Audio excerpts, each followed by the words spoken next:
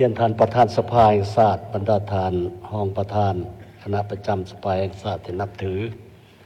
บรรดาทานสมาชิกสภาแห่งชาติบรรดาทานการน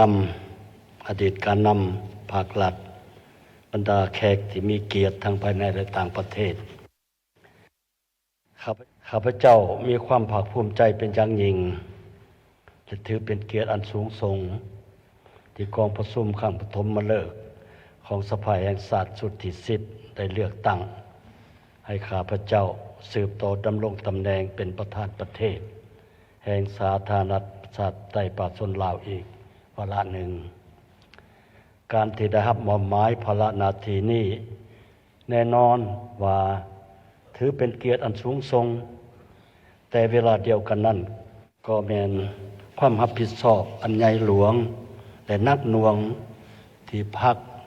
รัฐและประชาชนมอบหมายให้ในโอกาสอันมีความหมายสำคัญนี้ข้าพเจ้าขอแสดงความขอบอกขอบใจอย่างจริงใจมายังบรรดาทานสมาชิกสภาแห่งชาติชุดที่10ที่ได้ให้ความเสื่อมั่นได้ไว้วาง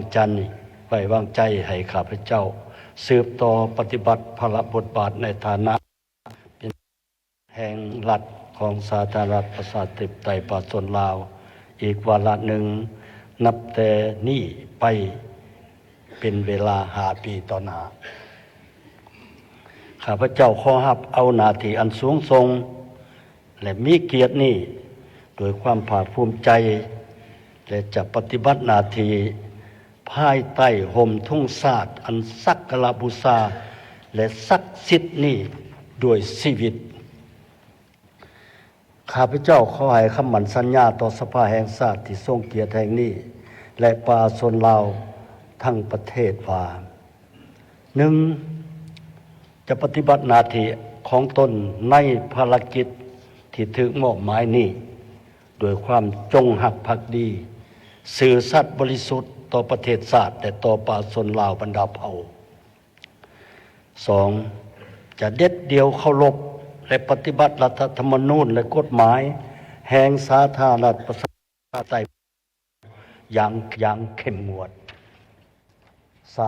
3. จะอุทิศสติปัญญาและเหือแห้งเท่าที่ตนมีอยู่ร่วมกับบรรดาสหายการนำพรรคและรัฐและจะเฮ็ดทุกสิ่งทุกอย่างเพื่อชี้นำพา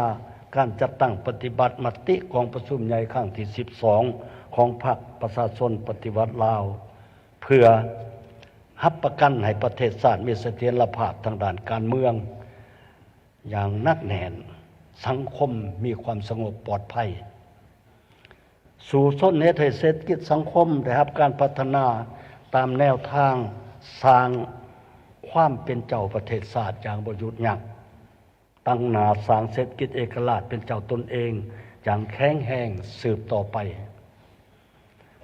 จะร่วมกับทุกภาคส่วนสุมใส่พัฒนาชนบทและแก้ไขความทุกข์ยากของประชาชนแน่ใส่ยกระดับคุณภาพชีวิตของประชาชนลาวบรรดาเผ่าให้นับมือนับดีขึ้นเป็นก้าวตั้งหน้าแก้ไขสิ่งหย่อท่อต่างๆที่เกิดขึ้นและกำลังจะเกิดขึ้นในสังคมให้ตกไปเถื่อละก้าว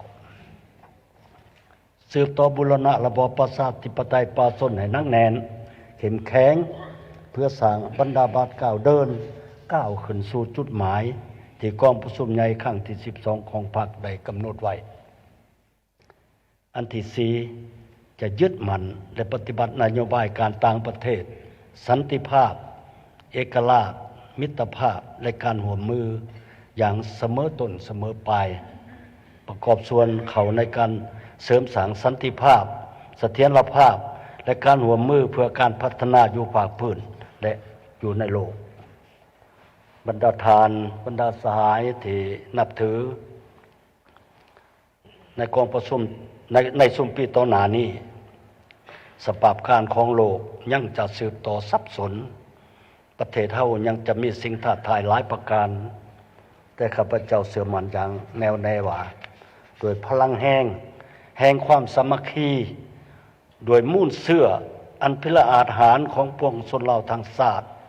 ภายใต้แสงสว่างของมติกองประชุมใหญ่ครั้งที่12ของพรรค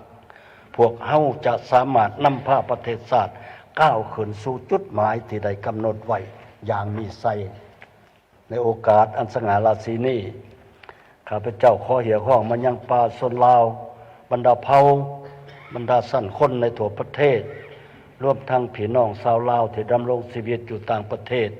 จงพร้อมกันเพิ่มทวีความสามัคคีเป็นปึกแผ่นแน่นหนาเสริมขยายน้ำใจฮักชาติน้ำใจเอกราชเป็นเจ้าตนเองประกอบส่วนเขาในการปฏิบัติ2 หน้าที่ยุทธศาสตร์เช่นคือปกปักรักษาและพัฒนาประเทศชาติเฮ็ดให้จุดหมายที่ว่างออกคือประชาชนหังมีผาสุขประเทศชาติมั่งคั่งเข้มแข็งสังคมมีความสามัคคีเป็นปึกแผ่น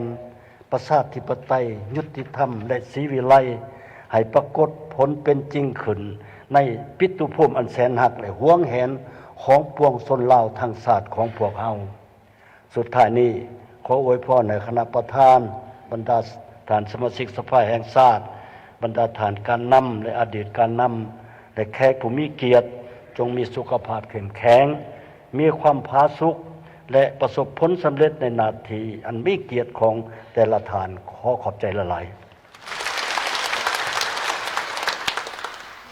ขอขอบใจต่อท่านประธานประเทศขอให้ท่านประธานประเทศอยู่กับที่จักหน่อยยืนกับที่อยู่แถวหน้าของ